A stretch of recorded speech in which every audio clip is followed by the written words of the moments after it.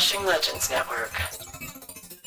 If you are feeling suicidal, thinking about hurting yourself, or are concerned that someone you know may be in danger of hurting himself or herself, call the National Suicide Prevention Lifeline at 1-800-273-TALK, 1-800-273-8255. It is available 24 hours a day, 7 days a week, and is staffed by certified crisis response professionals. Thanks to our sponsors and Patreon supporters, Astonishing Legends is free to listen to. We appreciate your support of them and us. In the island nation of Barbados, tucked away in the cemetery of Christ Church Parish Church, stands a sealed stone chamber half above and half below ground, simply known as the Chase Vault. This crypt holds a dark and bizarre reputation dating back to the early 19th century. The legend centers on a small collection of coffins, all but one of them heavy, lead-lined caskets that belonged to the Chase family and others, interred inside the vault from around 1807 to 1812. The entrance was secured by a massive stone slab, a door so heavy it reputedly required 6 or 7 men to move. Furthermore, this massive stone was typically cemented shut by masons. Yet, starting in 1812, every time the vault was reopened for a new burial, those who peered inside were met with chaos. The heavy lead coffins were found violently disturbed, scattered, sometimes tossed against the walls, or even upside down in a wild disarray, their contents spilling out onto the floor. But for all of these reported disturbances, the stone entrance remained sealed, with no sign of physical entry or vandalism. The phenomenon attracted so much local and international attention that the governor of Barbados, Lord Combermere, decided to investigate it himself. Around 1819 and 1820, detailed steps were taken to rule out human interference. Governor Combermere had sand spread across the floor and pressed his own official seal into the cement when it was closed. When the vault was next opened, the seals were found undisturbed, and no footprints marred the surface of the sand. But inside, again, the heavy coffins, including one so large it usually required 6 or 7 men to move, were found violently moved yet again. Unable to account for the disturbances, the bodies were eventually removed from the Chase Vault and buried separately, leaving the stone vault permanently empty to this day. What could possibly be responsible for these disturbances?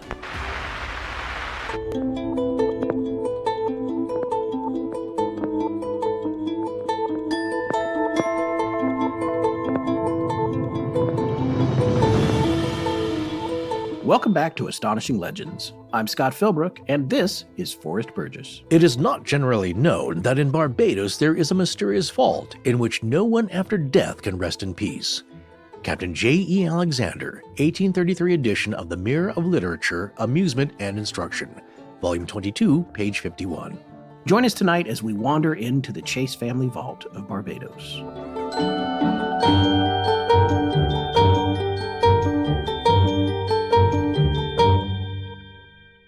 And we're back. That we are, folks, and if you can't tell, which you might not have noticed yet, I have a cold. Hey. So, if I sound weird. Some would say that you always sound a little weird. That's just naturally you. Well, thank you for that, I guess. This week I've gone from what one listener several years ago called a thin-voiced control freak to a nasally thin-voiced control freak.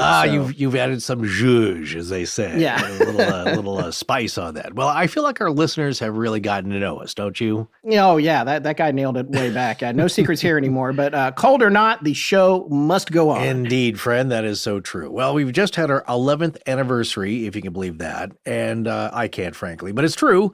Our first show was early October of 2014, and the world was a very different place back then, sort of, I guess. But we're still here. Yes. We're still human, and we're still digging. And by that, do we mean we're not AI? We're not AI. Oh, I see. Yet. Yes. We're not AI yet. How would you know? I don't know. I don't think it's gotten good enough to be as stupid as we can be on a microphone. That's exactly what I was going to say. You can't be this stumbling off the cuff, or maybe you could program that, but just not there yet. Not yet. Anyway, speaking of October, it's the spooky season, and that means a couple of things around here. First of all, Tess is doing Blog Astonishing again at astonishinglegends.com, which is a new blog entry for every single day of the month. Yes, still in awe of that. Just unbelievable how she can generate that much content. And that in itself, friends, is an astonishing legend.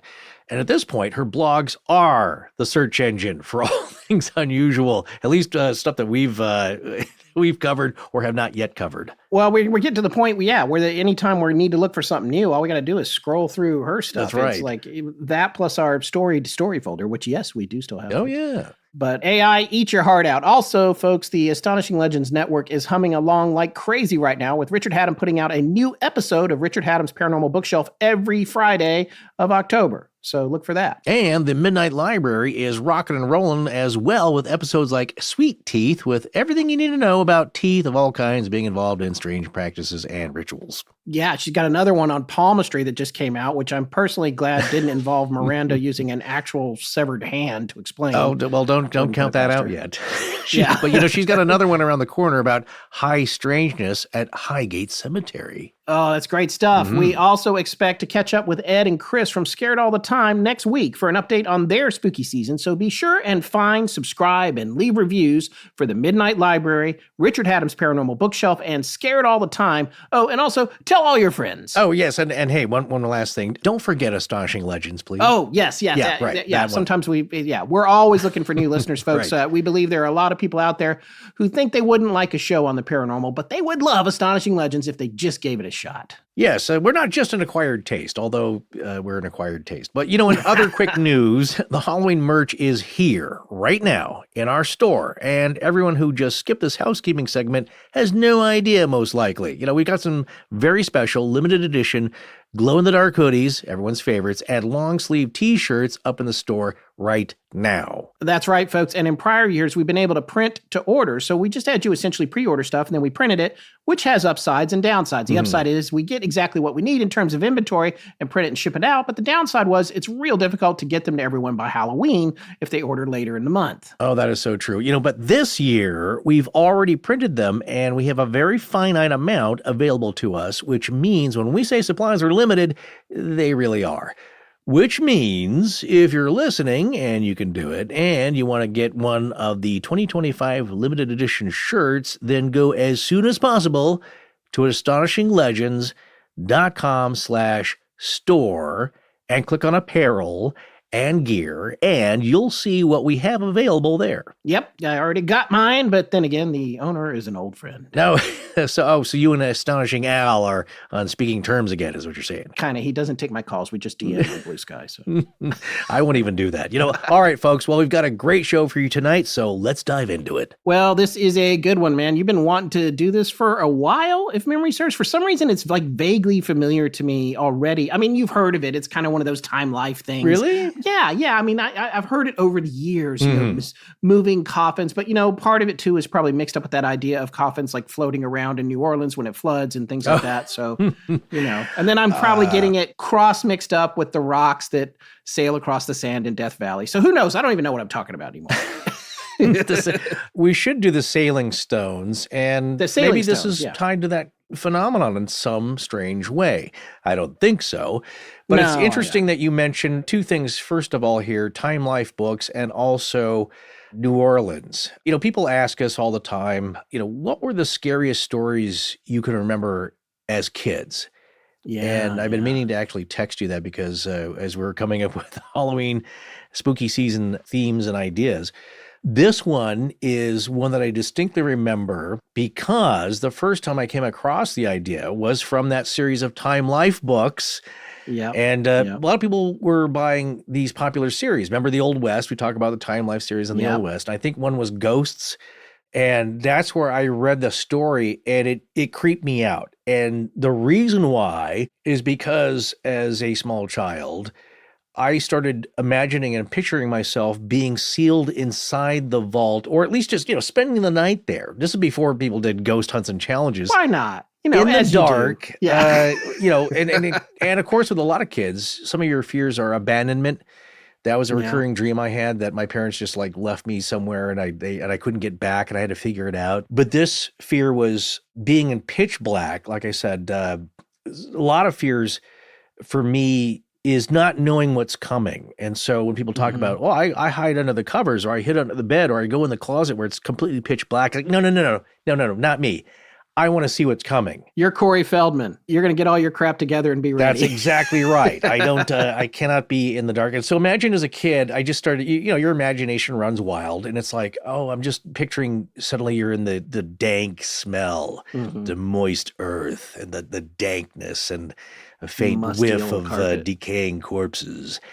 And suddenly you hear like and something's moving in there where it shouldn't be. And just me picturing what's inside the coffin decaying, or just the desiccated, that creeped me out. Those kinds of just one picturing, just corpses inside these heavy coffins, and them suddenly starting to move about, and then you hear the creak of the door open on the coffin. Yeah. And also that is, I'm not going to look it up even, but there is a difference between a coffin and a casket. I just learned this a few months ago, but I'm not sure I can remember now. One, I think, is generally a rectangular shape. The other one has the typical shape. The other one is has a hinged door. That's one differentiation between the two, I believe. The other one has a easy open lid and a fresh ceiling, Tupperware kind of closure. I'm kidding about that. But the idea, though, that something's moving around in the dark and by unnatural forces, and you're trapped in there, that freaked me out. So that was one of the early stories as a kid that it just creeped me out. And there's something about, again, the place setting, and how you and I look at these kinds of childhood fears, and I guess it's an adult thing, is to overcome that fear as you examine it and you take away the mystery and the unknown. And it's still creepy, it can be, but you look at it analytically, I guess. And you and I love legends and how do they form. And I think this is a good case here. It's like, how did this start? What are the real bones of the story, and what can be traced back? And that's how we approach stories now. And I would say, like a lot of things that we cover, is that you can do that and you understand it. And it's, what you don't understand is what you fear, but there's still a creep factor here. Yeah. Whatever's buried should not come up out of the ground. Right. Whatever's in the vault should not be moving around. Now you've gone too far. Yes. Anyway, that's how we got to the mysterious moving coffins of Barbados. And we're certainly not the first ones to use that label, but it works. So here we are. But the Chase family vault where this took place is an empty burial vault now. All the stuff is gone. When this all supposedly took place, the vault was sealed up tight with a huge stone door. And yet, over a span of about 11 years, roughly 1808 to 1819, according to the story, every single time it was open for a new burial, the lead coffins inside had been tossed about, completely changing position. Now, just a quick word about that just occurred to me here. The heavy stone door, or immovable entrance to the tomb, is also kind of an ancient idea because, one, it's practical. You don't want animals getting in there. You don't want people grave robbing. That's as old as time. It's also the idea of permanence. And again, I think about the burial of Jesus and his body, that the large stone, I think, slab or circle was moved in front of the entrance, and it would take several people to move it. Yet when they came back after the third day, he had ascended or was gone. Everyone want to see that. And so that should not have happened. So when something like that does happen, there's a disturbance, it gets your attention. And what I'm talking about, the Chase Vault, is that these are also the elements of legend and myth. And the story's as old as time here, in that, everybody dies. You have some sort of permanence, but also remembrance. And when that's gone topsy-turvy, it's disturbing. Okay, so having said that, I think the next thing we should do is tell the story in greater detail. And I think, Scott, you should take the honors and tell the story. This is the story of the Chase Vault. The vault itself is located in the cemetery of the Christ Church Parish Church in the town of Oistins, Barbados, a fishing village world famous for its fish fry. But that fame is adjacent to the infamy of the burial vault at the heart of tonight's legend. Today, if you visit the site, the marble entrance slab is still there. but the vault remains empty for reasons you'll soon understand. According to journalist Stephanie Huber of Key Carib magazine, which we found online, the vault was first purchased in 1724 by the patriarch of the Elliot family, James Elliot. His wife Elizabeth was buried there 68 years later in 1792.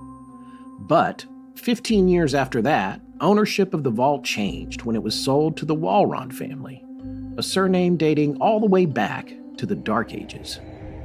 The Walrons had agreed to allow Elizabeth Elliot's coffin to stay in the vault, but planned to place Thomasina Goddard's coffin in there in late July of 1807. But when the vault was opened for Goddard, Elizabeth Elliot's coffin had vanished without a trace. 6 months later, in February of 1808, Colonel Thomas Chase's 2-year-old daughter tragically died, and he theoretically purchased the vault from the Walrons at that time to place Mary Ann Chase's remains within it, in a small, lead-lined coffin. Unfortunately, just 4 years later, in July of 1812, Mary Ann's older sister, Dorcas Chase, was buried at the young age of 17, also in a lead-lined coffin. According to some accounts, she had taken her own life by starving herself, out of despair of living with her ruthless father, Colonel Thomas Chase. Up until now, with the exception of Elizabeth Elliot's coffin going missing, the initial burials of the Chase girls were reportedly undisturbed. But that period of tranquility was brief. In James Edward Alexander's 1833 work, Transatlantic Sketches, he highlights the critical turning point to a month after Dorcas Chase's death, when her father, Colonel Thomas Chase, a wealthy landowner in Barbados and the owner of the vault, took his own life. The vault was opened again for Colonel Chase on August 9, 1812. His lead coffin was described as massive, reportedly requiring 6 or 7 men just to get it to the vault. Yet, when the heavy marble ceiling slab on the vault was removed, the 3 coffins already inside, including the 2 lead-lined coffins of his daughters who preceded him in death, were found in a shocking state of confusion, having been, quote, tossed from their places. The coffin of the infant, Mary Ann, was said to have been thrown from its corner to the opposite angle of the room. The events established a disturbing pattern. The coffins were carefully placed back in order by masons, and the vault was sealed securely after each interment. For some skeptics, the involvement of the Freemasons is enough to doubt the story in its entirety, but things are never that simple. Subsequent openings revealed renewed chaos. Alexander's account records similar disturbances when the vault was reopened for burials in 1816 and 1819. In the September 1816 opening to inter another infant named Charles Brewster Ames, the coffins were again found in great disorder, with Thomas Chase's enormous lead-lined coffin having been pushed over, quote, as easy as if it had been an empty box. An adult named Samuel Brewster was placed in the vault in November of that same year. The mystery escalated, attracting attention in Victorian society when in 1819, the vault was opened again for the burial of Thomasin Clark. There is confusion on the gender of this person, as it may have been Thomasin or Thomasina. The funeral was delayed by several hours just to open the vault. The mortar was removed quickly, but the stone door seal took some time to lift out of the way. And once it was opened, chaos presented itself again. According to researcher Veronica of Nightbringer.se, Colonel Thomas Chase's coffin was moved and leaning against the wall in this instance, and the other coffins were, quote, scattered about as domino bricks. The only coffin undisturbed was a wooden coffin in the vault, that of Thomasina Goddard, which had been there a dozen years at this point. The situation now demanded official intervention, and the governor of Barbados at the time, Lord Combermere, decided to oversee the final, definitive investigation. He ordered a series of rigorous security measures. The walls were sealed, and he pressed his own seal into the outside edge of the wall to ensure no human entry could occur without detection. Most critically, fine sand was sprinkled across the vault floor to register any footprints.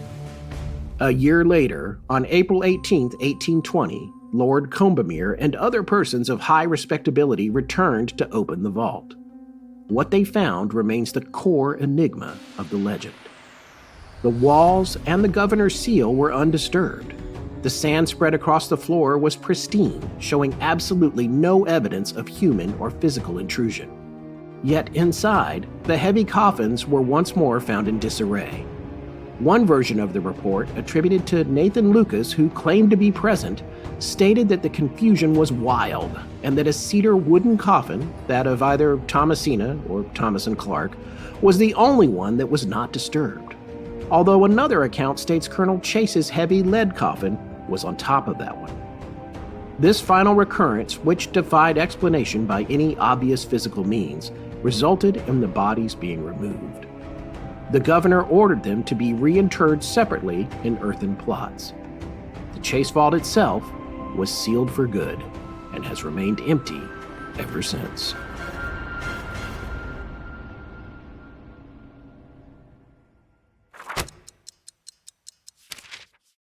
Well, the lazy days of summer are soon fading, which means... It's time to stop being lazy. Well, I mean, all summer it felt like we were still going full tilt, but you know what I mean? Summertime feels like a different kind of busy. Yeah, I know. Listen, you got more daylight, so you feel like you have more time to get chores done, and you're being outside more, and maybe even a little getaway or a proper vacation. I don't know what that vacation part is, but fall always feels like a transition or a reset. Or like you said, just get back to work. And that's why we love Factor, no matter what season it is, when we want a quick meal that's nutritious, satisfying, and delicious. Factor's chef-prepped, dietitian-approved meals are perfect for when we have to run out the door or we just got in and we need a wholesome meal but we don't have time to cook.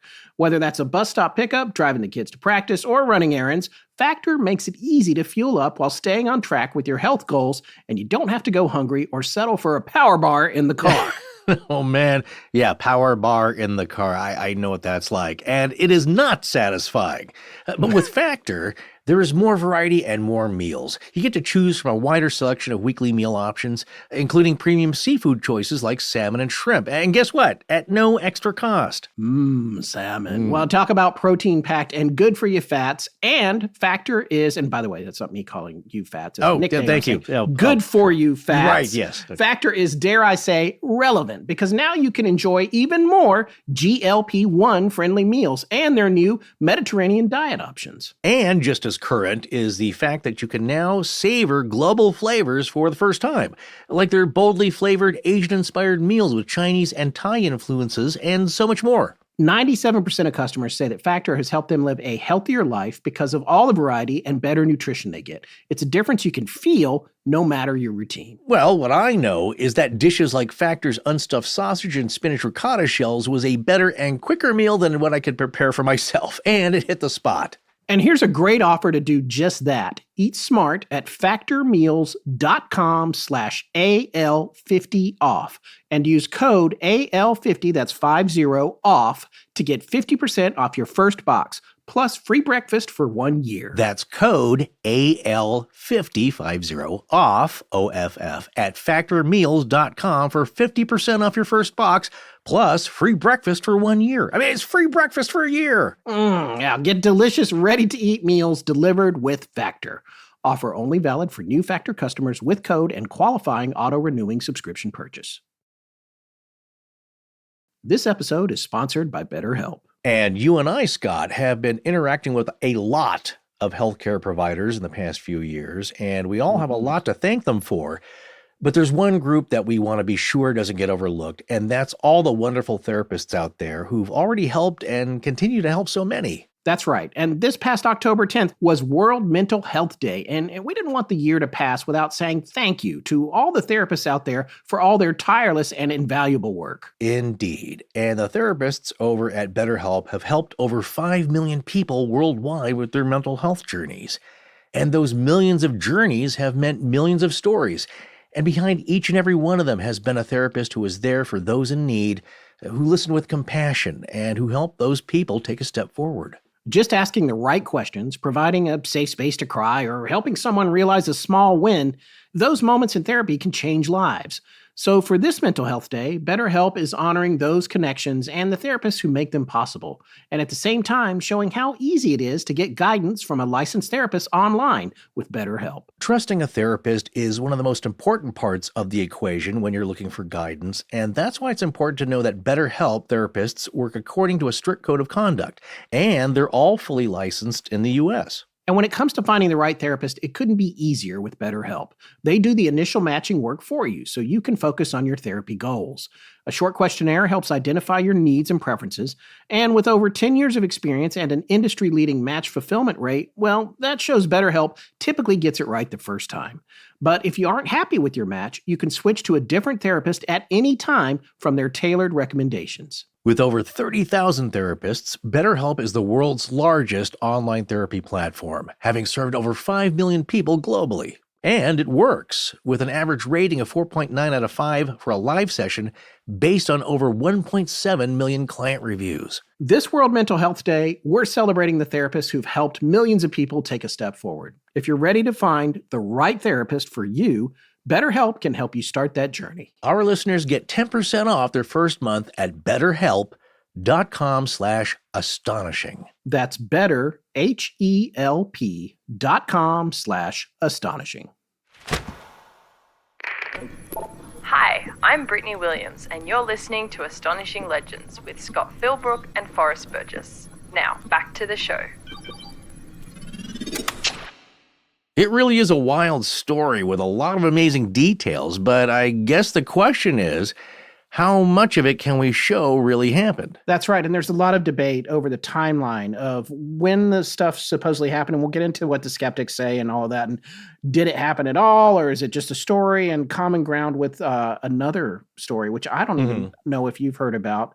Folklorist Andrew Lang from the same time period investigated the striking Barbados case for another really cool old publication, the Folklore Journal, in 1907. Now, this is way after the fact, but it's still early 1900s.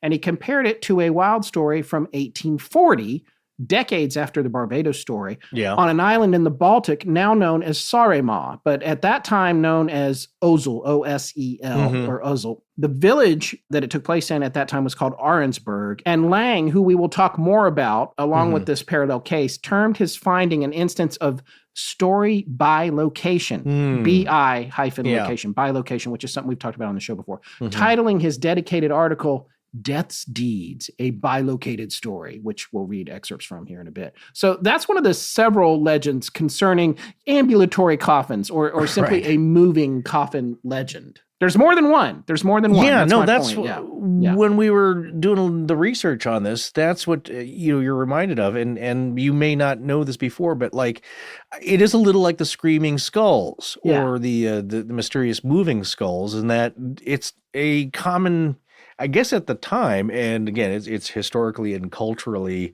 a bit of a meme for the time period, but it's a common, trope. There's something about it, though, moving coffins, screaming skulls, these kinds of things that lend themselves to evolve into legends. Yes. And so when you think of the moving coffins of Barbados, like, that's not it. There are other legends of moving coffins. There's more than just this one, exactly. Again, because we're talking about very fundamental elements to life and death, in this case, death, and what do you put people in? Well, you can just bury them in the cold, cold ground, or you put them in a box of some kind. Yeah. Or you, back in the Göbekli Tepe days, you left people out in the field and the vultures picked all the flesh off and you went back for the bones later. Yeah. And so there are different ways, again, all throughout history of how that was handled, but it comes for everyone. So it's a very universal theme about things that are dead and gone and should stay there,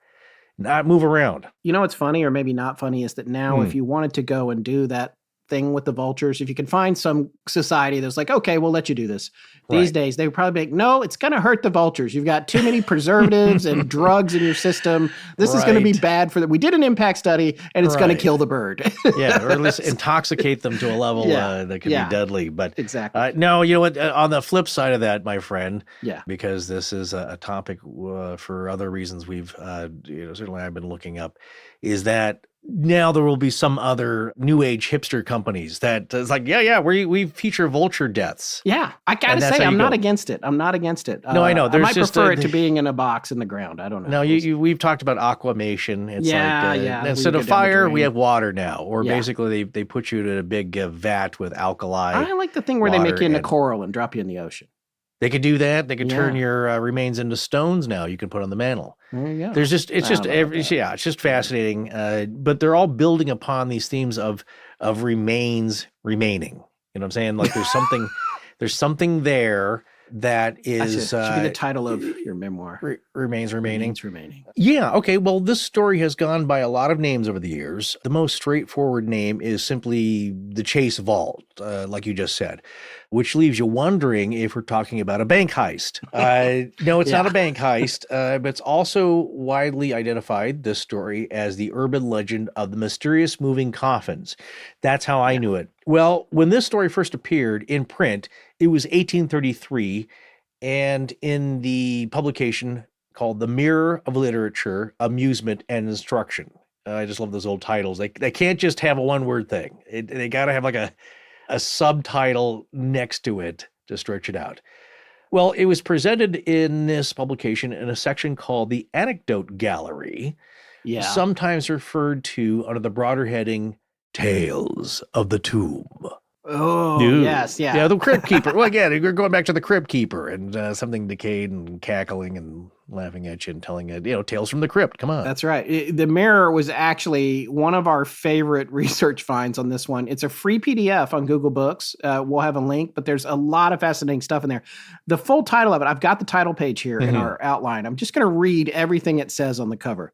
The Mirror of Literature, Amusement, and Instruction, containing original essays, historical narratives, biographical memoirs, sketches of society, topographical descriptions, novels and tales, anecdotes, select extracts from new and expensive work, poetry, original and selected, the spirit of the public journals, discoveries in the arts and sciences, useful domestic hints, etc., etc., etc. And I had to look up the et ceteras because it's actually an ampersand and then the letter C and a period. And I was like, that's got to be et cetera. But I had to look it up. That's how they used to write it. Would be an ampersand, a C, and a period, which I thought is pretty cool. And then it's volume 22, printed and published in 1833. So really going for that search engine optimization there. Exactly. Just put everything in the title. Yeah. Before that'll happen. But, that name is almost a perfect encapsulation of the Victorian mind, isn't it? It suggests a grand, almost philosophical effort to merge the high-minded pursuit of knowledge with simple, digestible entertainment, which was Reader's Digest or the Time Life books. That's what I'm talking about. Like, I don't need to just give me the creepy stuff. Yeah, exactly. Which is what they still say today about our show being too long. Is just cut to the chase. Yeah. No, that's the idea. Is that okay? That's kind of what it's about. Now let's get into the wheres and the whys and the sixth question. Yeah. So, anyway, getting back to this thing, it wasn't just a journal or just some grocery store checkout fluff, which I love those little booklets too, by the way. Yeah, yes. This was a weekly miscellany aiming to be like a veritable storehouse of facts and searches after profitable knowledge, quote unquote. That's certainly not my words there. Storehouse of facts and searches after profitable knowledge, all presented in a, quote again, entertaining and attractive form. Right. So like you said, SEO, it's Google. This is an early version of Google. Exactly. Well, looking at volume 22 alone, which was published in London in 1833 by J. Limbird, the contents list ranges across almost every subject imaginable. All right. Now, we should point out for historical precision that John Timms was the editor of the Mirror at this time. And he was a force in British journalism and letters during the 19th century. And he was an English author, editor, and antiquary. And the sheer volume of his work is staggering. I mean, he published works reportedly amounted to more than, get this, 150 volumes. Yeah, that kind of output places him more as a curator of popular knowledge than a single author, really. And being an antiquary, by the way, there's a society of antiquarians, still exists to this day, 3,000 members or something in London. That's, you just look it up and we'll have it in the show notes if you want to read about what they did and what they talked about. But, antiquities and historical sites and this sort of thing. Sure. Yeah, but it's fitting, though, that he wasn't always just John Timms. Yeah. He also used the pseudonym Horace Welby for some of his writing. And he played a key role in keeping historical and anecdotal material circulating, providing a preface for the Chandos Library reprint of the Percy Anecdotes, which I had never heard of until we were researching this story. But these were basically the earliest version of Cliff's Notes. Yeah. And, of course, now a lot of kids are not even going to know what those are. So basically it's like a cheat sheet or a summation of like the Odyssey or whatever. So you could maybe fake your way through a test in college. That was what Cliff's Notes were. But in this case, the Percy Anecdotes, Forrest, this is fascinating to me. These were, if you would read these, you could appear well read when you were having to make small talk in high society. Yes. So it's like a shortcut. That's right. It's the early version of having the phone like cupped into your hand with AI running. It's exactly. It's like, so was it? Well, you know.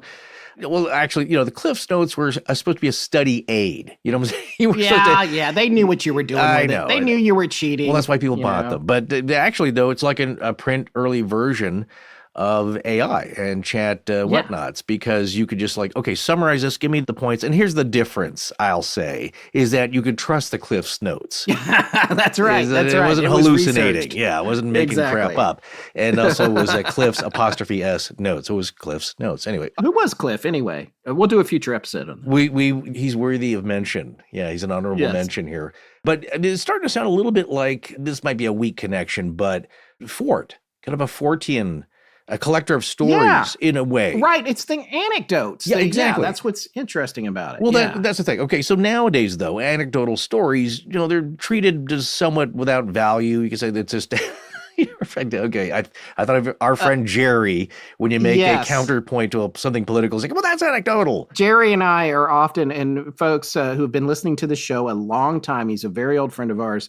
He was in the episode What's Gotten Into You, which that's a fun one if you have ever wondered what it's like when a bug invades one of your orifices. But Jerry used to be a lawyer, and so we used to we chat pretty much on the regular, and whenever we're chatting online or whatever, usually debating some political thing or some legal thing. Sure. And I'll make my case for something, and he'll be like, that's anecdotal. Like, it doesn't count. That's anecdotal. And that's my impression of him, which is not how he actually sounds. No, but if you know him, that's exactly what you picture in your head. But what Percy's Anecdotes shows, or Cliff's Notes, or whatever, is that there is value in that information and sharing it in a certain way, even if you don't have a factual backing on it. This is the point about an anecdote and what Jerry was saying. It's like, well, okay, so you don't have a chart. It's not pulled from a poll or fact. It's not a factoid, really. It's an experience, and it's a retelling of a tale, and some details might be wrong, but listen, if it's an anecdote... Or evolve. Exactly. And so it's the telephone game. But if it's a friend of ours and they're telling the anecdote, and it's anecdotal, quote unquote, it's like, I'm going to tend to believe that the bones, there's some truth in there. Something weird did happen. Now, you may have the colors wrong, the times, the distances. Or it might not even be, like in this case, the thing might not be this specific thing, but at some point, something inspired this story. That's what I'm saying. Something weird did happen. And it's, okay, think about, you mentioned this earlier about the Pied Piper and being there. Mm-hmm. The idea is that, no, something really weird and disturbing and tragic happened. It wasn't just a fairy tale. And that's what we're talking about, myths and legends here and the birthing of them. Something strange was the foundation of this. And think about this, though. Okay, so nowadays, so anecdotes are treated without value. Just like, okay, that's your little story here, and that's nice, but we're not seeing it in any print, or we're not seeing it anywhere. There's no documentation for it. I don't see any photos. And that's the other thing. Back then, it's like, well, if you print it, it must be true. It's like, we put it down. It's in black and white. All right. It's all, that's we got to believe it. You can't have it both ways. It can't be a Joseph Mulhattan story talking about the Kincaid's Cave and the Grand Canyon. Yes. And saying, well, that guy wrote a lot of tabloid stuff, and it's in print, but he made it up. Or does it just ring true? Okay, so again, today, not as much value. But back then, you got to realize that, access to knowledge of any kind was harder to come by. Okay, and we're talking about political stuff. When my dad's the boomer era here, is like, you learn stuff in school, but you didn't have, when he was really young, you didn't have TV news. You had print. That's right. But a lot of people got their news from newsreels at the movie theater when you went to see your double feature there of your Westerns, you got a newsreel, and that's how people learn a lot about the world. March of Time. Exactly. It's a March of Time, right? Yeah. Okay, so, and again, if you're uneducated, or all you do is go to the movies and watch Buck Rogers or whatever, and that's how you're getting it's kind of one-sided, and it's been filtered down, but it's a method of dissemination of information, okay? And Lord Byron, I was interesting that you made a bullet point about talking about Lord Byron here. Yes. He called the Percy anecdotes indispensable. There you go. Indispensable. I don't know how he. Is that how he sounded? Record it. No, but it was he had a curled lip. I think he had a Yes. He had a bit of a speech thing going on. But I was about to the weird connection is that this is also, to me, in my estimation, a magical time of strangeness because around the turn of the 17th into the 18th century, this is the age of Lord Byron and Percy Bysshe Shelley, husband of Mary Shelley, author of Frankenstein. Yes. They were young bucks back then. You're talking about in their 20s, but like 1812, that's when they were at their height. And a lot of dark, romantic, gothic material is being created by some of the best writers in the world. So it's the age of great anecdote and experience and that kind of romantic feel. So anyway, that's my little comment here on this time frame of this kind of story and why it might perpetuate and be wildly popular just as an anecdote in the day. So let's come back to the Christ Church Parish Church. The one that we're talking about here is actually the fifth structure on that site. The original parish church was built around 1629 near Dover Beach.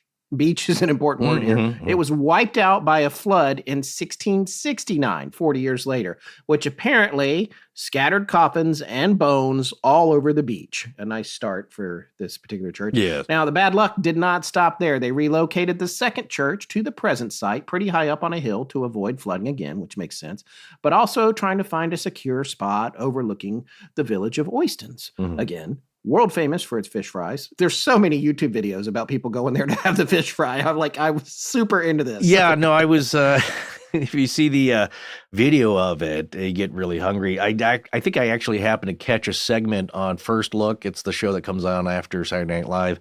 They go around these fabulous locations and eat food and drink.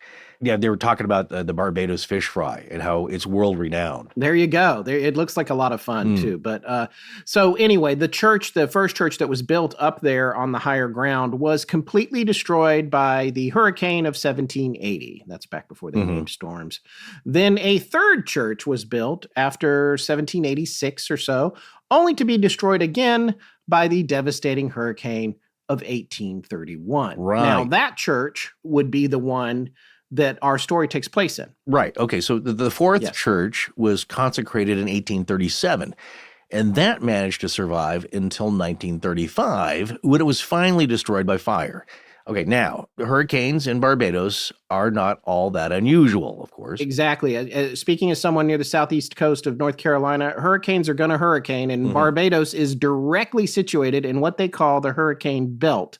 Storms form in the East Atlantic and make their way west over to the Americas, usually on a beeline for Barbados and thousands of islands between the Atlantic Ocean and the Caribbean, Gulf of Mexico, and South and North America. But still, this is a near constant cycle of destruction. And Barbados doesn't always get hit, but it's in a high-risk area. But with the church here, we've got flood, hurricane, fire, just for this one particular church. But on the other hand, this is an island kind of in harm's way when it comes to the Earth's climate systems. But for people wondering, when hurricanes are destroying churches at this new location up on the hill, it's from wind and rain and not storm surge or inundation, because this location is 87 feet above sea level.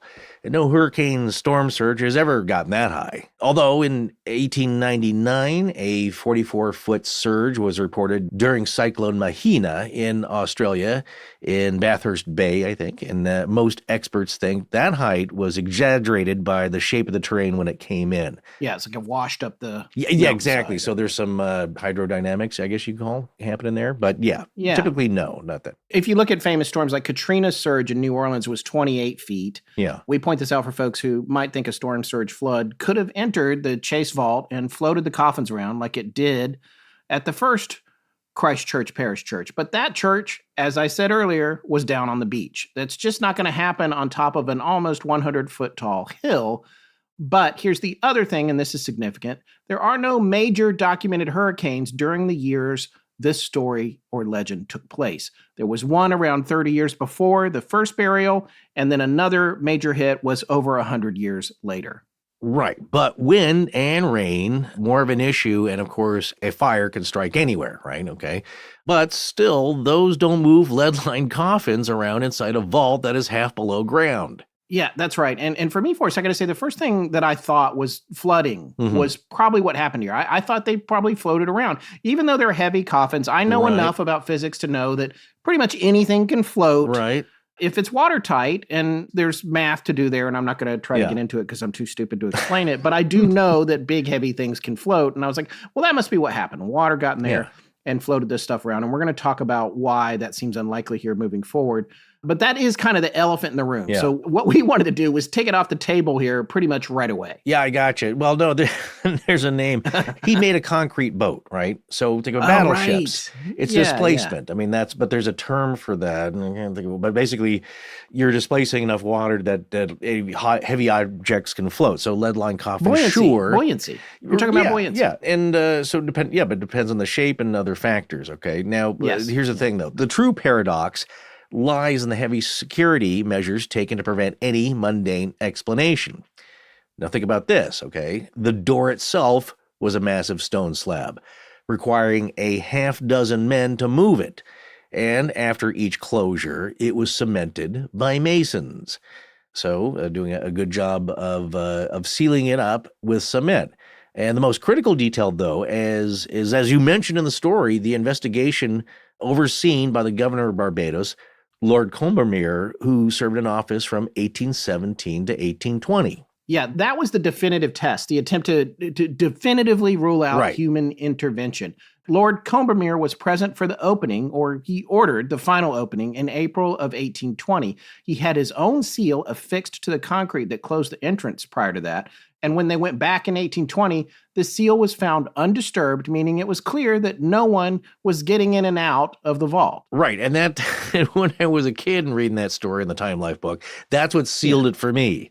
I guess pun intended. That part of the story seriously was like, oh, so they did go back and try to make sure that no one had gotten in there, that it was not tampered with. And that was a common thing with your signet ring, just that occurs again. That's another trope. I'm sealing this. Yeah, that's I know. There's a lot of elements in this, if you want to call it myth or legend, that checks the boxes, as they say. It's like you have some kind of seal to prevent any kind of tampering. And then anybody who would they broke in through that and they got in there. It's like, that's a lot of work for a big prank that's going to pay off decades later, so. Yeah, that's true. And again, there wasn't, that many valuables, I would think, in there. There's easier ways to go grave digging, I would think. So, but here's the thing, for me, it wasn't just Lord Combermere's seal, okay?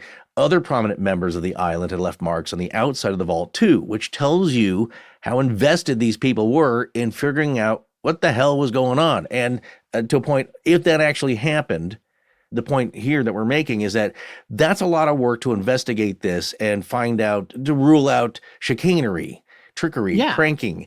And that must have meant to me that something really disturbing happened to take that much effort. This was an official, methodical investigation. The governor ordered or oversaw meticulous preparation. Right.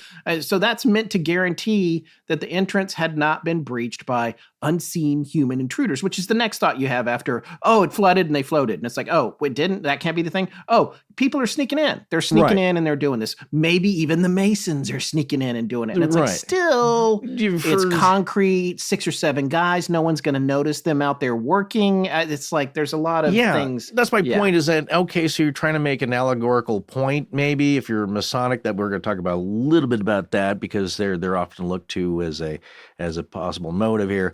For a lesson that's going to, again, pay off the next time somebody dies decades later. Like, I'm not sure if that makes any sense to me. But here's a very simple and direct thing to consider here. We must stress the physical impossibility of this movement. And what I'm talking about is that then we're talking about is getting 6 or 7 people in on the gag. And in Yeah. a small area where everybody knows each other or was chit-chattering, and they kept that secret. But the deal is that sources consistently highlight the massive weight of these lead coffins. So think about that. Yet, these lead-lined coffins were just somehow thrown around in at least one case, quote, as easy as if it had been an empty box, end quote. One coffin was even found leaning directly against the heavy entrance block. So think about that, okay? That means something propped it up against the back of the door, and then you'd have to leave. Couldn't leave. Yeah, then you had to leave through other means, which is not possible, okay? So, Right. meaning that logically, if a physical being had been in there doing that, theoretically, it would have blocked your way out. Exactly. So that's the background on what physically happened according to the Lord. But the real mystery is when we pull back and look at the actual documentation. This isn't ancient history. This all happened in the early 1800s.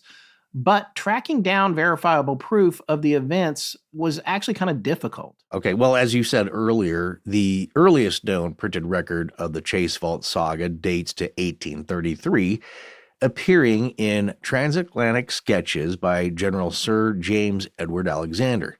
And Alexander, he was a Scottish traveler, writer, and soldier, recounts the full sequence of the burials and disturbances, including the opening where Lord Combermere was present. And as I pointed out earlier, Alexander's account was reprinted as an extract that same year, 1833, in the Anecdote Gallery section of the Mirror of Literature, Amusement, and Instruction. This is the other point I forgot to make earlier. If it's not an anecdote if it happens to you. And I've got if Jerry's to get Jerry to listening, listen to no, this and episode. you're No, he's not. He hasn't listened in years. So, well, I don't but want to I'm mention the tell him other to listen to person, this but one. I thought this was pretty humorous. I wasn't there. I was. I did teleport in for a Zoom blackjack game. Oh yes, our friend Jerry but deal during is a that great trip, blackjack deal. Yeah, no, and the thing. So yeah, no, it's a ton of fun. But there was some talk about all the layoffs that were happening a couple of years ago now, and it's like, well, that's anecdotal. It's like, yeah, unless you're the one who got laid off. Right. Then it's a fact. By the way, everything I was saying in that debate, Right. that argument where he was saying that has all come to pass. Well, There you go. The proof is in the pudding. But no, and as far as pudding proof pudding, is that if you're the one who opens that vault and things are askew, it's like, okay, I'm officially freaked out. Right. Something happened here because there's no sign of any forced entry. Then your thoughts go to the supernatural. Scott, I've got a challenge for you. Uh-oh. Last time you said that, I was followed around by an elemental for 8 months. Look, come on, it wasn't that bad. At least they got you to up your style a little bit with the beads. Remember the what do you call those? Yeah, right. Yeah. Yeah, very nice. Beads and lots of strange rocks in my pocket. Exactly. Well, all right. Okay, so maybe that's a valid point, but this one is easy. All I want you to do is say no to everything I ask you for the next 30 seconds. Now this I can do. Can I borrow $20? No. Will you help me move this weekend? No. How about giving me a ride to the airport? That's a no. Well, you want to save a fortune on your wireless bills? Whoa, yes, Aha, I gotcha. do. There you go. See? You know who loves saying no even more than you just did? Mint Mobile. Hey, that's the truth. At Mint Mobile, their favorite word is no. No contracts, no monthly bills, no overages, no hidden fees, no BS. Exactly. And that's why we said yes to making the switch and getting premium wireless for just $15 a month. It really is incredible. You can ditch those overpriced wireless plans with their jaw-dropping monthly bills, unexpected overages, and hidden fees. Plans at Mint start at just $15 a month. And you're not sacrificing quality for that price. All plans come with high-speed data and unlimited talk and text delivered on the nation's largest 5G network. Plus, you can use your own phone with any Mint Mobile plan and bring your phone number along with all your existing contacts. We switched years ago and have never looked back, other than to marvel at how much money we've saved since then. Folks, we use this and you should too. So if you're ready to say yes to saying no, make the switch at mintmobile.com/AL. That's mintmobile.com/AL. Upfront payment of $45 required, equivalent to $15 a month. Limited time new customer offer for first 3 months only. Speeds may slow above 35 gigabytes on unlimited plan. Taxes and fees extra. See Mint Mobile for details. Forrest, Audible has really upped its audiobook game. Oh, I know. It's pretty cool. They are doing some amazing original content now, including the new season 2 of The Prophecy. And if you're not familiar with the show, it is a genre-defining project, and the cast is unreal. Oh, you're not kidding about that, sir. It really is. For season 2, Emmy Award winner Kerry Washington returns as Dr. Virginia Edwards. Oh, she's amazing. I loved her in The Last King of Scotland, Django Unchained. Oh, yeah, she's just done so much stuff. I actually was looking her up because I was like, God, what else have I seen her in? Her first Broadway play was a David Mamet play. So oh, really? One of our favorites, yeah. Well, the rest of the cast is all A-listers, too. Check this out. Giancarlo Esposito, Dule Hill, Renzi Feliz, and Ebony Obsidian. This really is an action-packed sequel where the battle between good and evil reaches new heights. It's faith against fear, and that pushes the fate of humankind to the edge. It's like you're there for every twist and turn as Virginia and her miracle son Joshua flee from Detroit, pursued by the sinister Luther Bell, played by none other than Giancarlo Esposito and his Morning Stars cult. Oh, yeah, Esposito really is one of the greatest villains of all time. Oh, come on, he's Gus Fring. That's true, or he was anyway. Yeah. Well, with her estranged husband, Ryan and Moses, a devotee with a mysterious past, Virginia finds unlikely allies in Samson and Delilah. Together, they uncover the truth about her son Joshua's place in an ancient prophecy. Ancient prophecies for the win. As was predicted a long time ago. Well, Virginia's haunting visions guide her path as Bell's force close in, threatening to tear their world apart. And as natural disasters erupt, Virginia must embrace her role as both mother and chosen protector. But will she figure that out in time? Evil is rising and time is running out. Don't miss Kerry Washington and Audible's new must-listen, The Prophecy Season 2. Go to audible.com/prophecy2. That's the number 2, and start listening today. Hello, everyone. I'm Sandra, and this is Astonishing Legends. Let's get back to the show. Let's come back to the anecdotes here, which, as we said, at this time were a little more important to society than they're regarded now. But even the primary source for Alexander, for J.E. Alexander, we're relying on anecdotes, in his case as well, specifically those circulated by a man named Thomas H. Orderson. Like, may I take your order? Right. That's right. Thomas H. Orderson, who was the rector of Christ Church during the 1800s.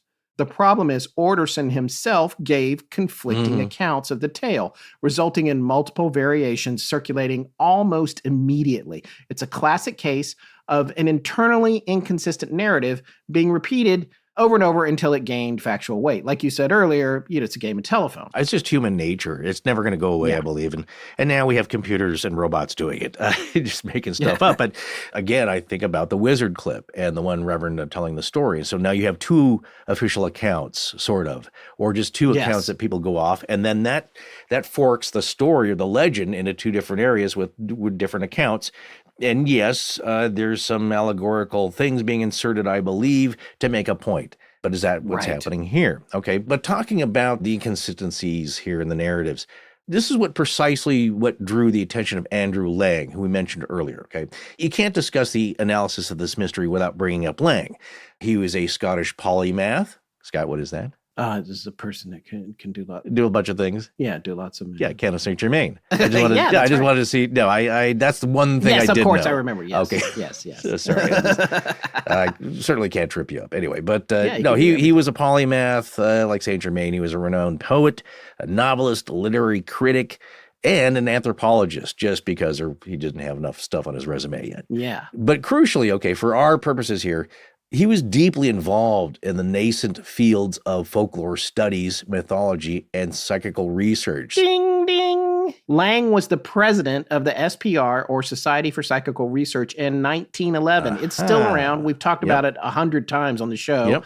It's 143 years old now. But he specialized in this area of folkloric study, which is a thing now. You can get degrees in it. We hear from listeners all the time who study this, and we've even had college professors who teach it contact us to ask if they can use some of our old episodes in their classes, which is incredibly flattering.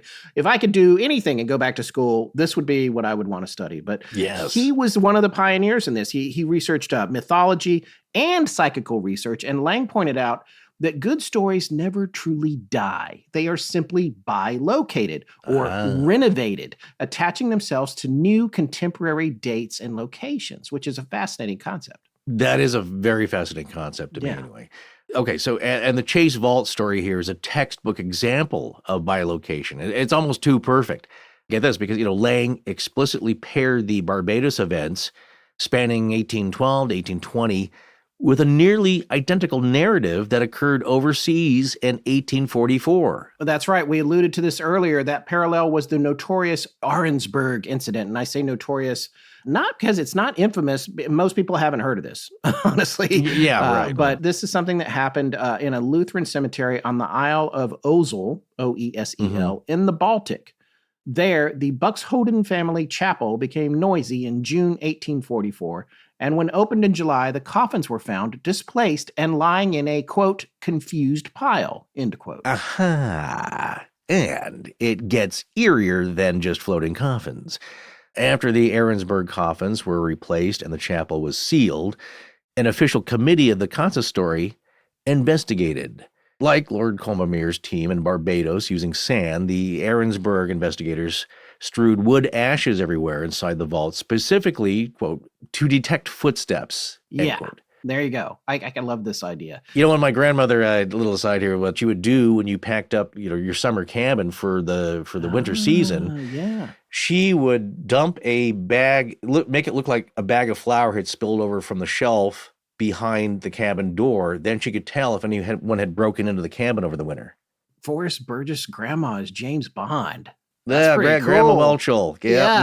Love it. Hey, it's knowledge of the pioneers, so cool. And they had all these little tips and tricks. The other one is you probably know, you get a board and they pound a bunch of nails in there and put it near the front door so bears don't try to. Oh yeah, that's how they injured that poor Bigfoot in Alaska that time. Oh. They kept attacking the hunting cabin that you could only get to by seaplane. Yeah. Don't you remember that? What if you open your cabin door and it's swept over to the sugar or the flowers displayed? It does a giant footprint. Just a giant footprint. Well, I might enter cautiously. In the case of Arensberg and the ashes, the result was exactly the same. The seals were undisturbed, the ashes untrodden, but the heavy coffins were found violently displaced, quote, standing on their heads in Arensberg. Now, in both locations, after repeated violent, inexplicable movements inside sealed tombs without external trace, the final resolution was to remove the bodies and bury them in the earth. Well, there you go, properly interred. And when you just think about it, it's like now if the coffins pop out of the ground, now that's even more terrifying. As they push up or come up from your swimming pool, as in they did in Poltergeist. Indeed. Yeah, no, they're supposed to stay there. That was my earlier point in the beginning here, is that now you're kind of sealing earth around them, 6 feet of dirt above them. And that should literally seal the deal here. But get this, getting back to the bilocation of the story, it's the shared crucial detail of the supposed cause that seals the bilocation theory in this case. The Lang noted that the Olson and the Barbados tales were, quote, precisely similar in every respect, including the supposed cause of trouble, the presence of the corpse of a suicide, end quote. Now, in Arensberg, the initial troubles were attributed to a suicide. In Barbados, the local belief, as recorded by Rees in 1864, was that the chaos was caused by the suicide of Dorcas Chase, who had, quote, starved herself to death owing to her father's cruelty, end quote, and the other corpses wished to expel her. The connection is chilling. The movement of massive lead coffins, the use of fine powder to detect entry, the sealing by high authorities, and the final attribution to spiritual energy from a suicide. This strongly suggests that either the Barbados incident inspired the 1844 Baltic story, or that both locales appropriated an older circulating legend, which Lang called a bilocated story. But he's not ready to give up on the Chase Vault. Andrew Lang was rigorous. He set out to anchor the Chase story in verifiable history, a man after our own hearts, noting that the differing versions could all be traced back to the aforementioned 1800 Rector Orderson's accounts. But when he tried to verify the core events, the recurrent chaos inside a sealed vault witnessed by many officials, he hit a major wall. He, quote, could find nothing to substantiate them.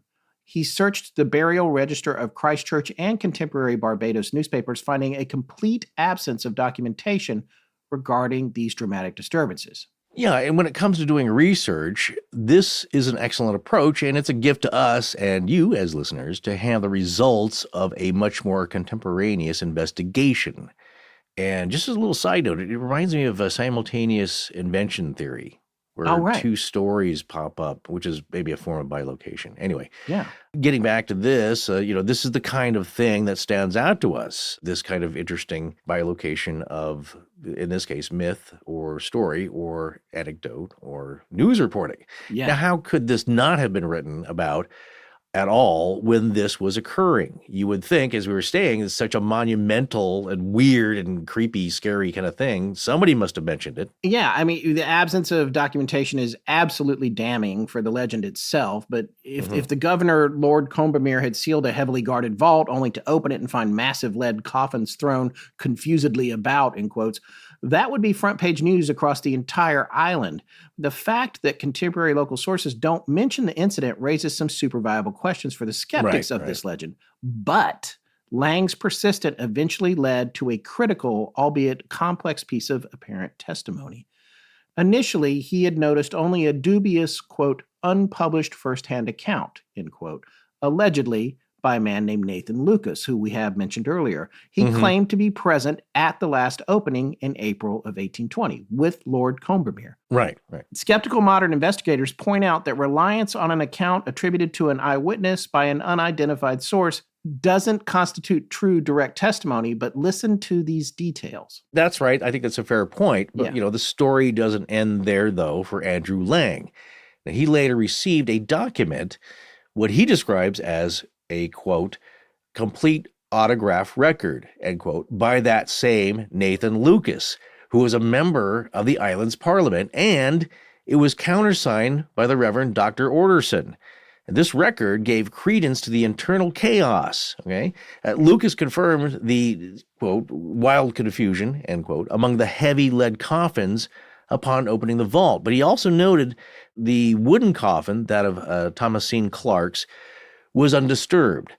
Now, crucially here, Lucas specifically denied finding any trace of water and dismissed the idea of recurrent, localized earthquakes as the cause of the movement. Yes, that's yet another theory. It was just, it's a bunch of earthquakes. Yeah. So even the skeptical inquiry by a meticulous folklorist like Lang, who found the external evidence weak, was later countered by this internal manuscript verification. And when he says a complete autograph record, this is like an early version of an affidavit, basically. Is what exactly. These are signed witness testimony with two witnesses on it. Hats off to Lang for sharing that, because not every skeptical investigator would do it. And you know who you are. Just kidding. Skepticism is welcome here. I used to be skeptical too. Oh, but then you got haunted, right? Yeah, but then I got haunted. Okay. Well, all right. Well, this leaves us in a paradoxical state. We have an official level report from an island politician seemingly confirming the impossible events. Once again, heavy lead coffins in wild disarray, but simultaneously contradicting the mundane theories like water damage, while the public record remains silent. Now, it is this persistent historical ambiguity that keeps the theory of supernatural movement, okay, or all right, perhaps a Masonic allegory, as some skeptics suggest, alive even today. So what we're saying here is that now the things are being whittled down. The possibilities, right? Yeah, and so this is a classic scenario that we faced before. Confirmed burials and testimony claiming impossibility set against no record in the newspapers. It's precisely the kind of historical ambiguity that turns a tragic event into a persistent piece of folklore. Oh, always happening. And also the people will note, too, the time lapsed between event and reportage. Same thing with the Bell Witch, right? Ingram and his account, and it's happening a lot later. And in between the time, you have a lot of people retelling and telling the story. All right. Now, though, before we accept the supernatural explanation, we have to, as we always do, look at the mundane. That is just responsible investigation, in my opinion, even though most of our listeners would disagree. I don't do anything responsible about this genre. But okay, so anyway, let's take a look at the most common natural explanation, and that being flooding, which to an extent we had examined earlier. Okay, now we ruled out storm surge, but our friend, and we've never met him, but we would be friends. I just know it. Yes. Brian Dunning. So anyway, what Mr. Dunning had done, he made the very valid point on his Skeptoid podcast, episode 399 from January 2014, that Barbados gets a lot of rainfall. And in theory, the coffins could float. So, Scott, you should read this excerpt from Dunning's show. This is on his blog, which I'm pretty sure are transcripts of the audio. We can estimate the buoyancy of the lead-lined coffins. They would have floated only if their weight was less than the equivalent volume of water. We don't have the dimensions of any of the coffins, but we can guess. A coffin is a six-sided affair, like the kind Dracula would sit up from, as opposed to a casket, which is a rectangular box. Yeah, see, we talked about that earlier. Okay, six-sided. That's the point right, that I was forgetting earlier. Yes, exactly. Yeah, okay. I looked up the dimensions. This is Dunning speaking again. Mm-hmm. I looked up the dimensions of all kinds of coffins. There is clearly no such thing as a standard size. And the volumes I calculated ranged from 400 to 900 liters in volume. That means they would displace 400 to 900 kilograms of water. For folks who would prefer the imperial version of that, that's around 110 to 240 gallons of water. Dunning continues, some of today's mortuary guidelines suggest that the average casket weighs about 150 kilograms, about 25 kilograms for each of 6 pallbearers. Thomas's coffin is said to have required 8 men to move, and if we assume that they were straining twice as hard as the average pallbearer, they were lifting only 400 kilograms. So, although these numbers are all best guessed estimates, and hats off to him for pointing that out, Thomas's coffin was at least neutrally buoyant and more than likely floated like a cork. Now, this is where, when he makes statements like that, I'm like, that's a little over the top. But okay. Floated like a cork. But the chase vault is located at an elevation of about 33 meters, as we had said, in feet roughly, on Pleistocene coral reef limestone, which is highly porous and has a fast percolation rate. This means that if the vault were to become inundated with water somehow, it would easily drain out through the ground. Right. Even Sir Schomburgk, a surveyor and geographer by trade, noted this characteristic in his 1848 book. Barbados gets a lot of rain. It rains half the days of the year and averages around 100 millimeters per month. I did not find any studies looking into the question of whether the Chase Fault happens to collect much rainwater, but in my view, this is very much a possibility.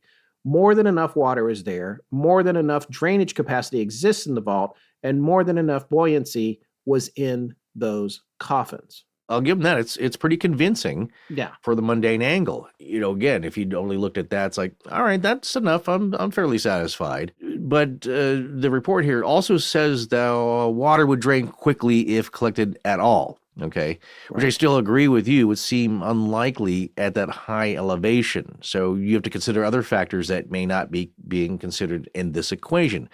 And on the other hand, the elevation of the island does go up from there. So this vault is downhill from there. Okay, so there's a lot of land there.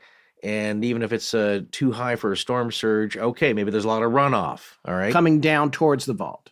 Right. That's right. Yeah. Yeah.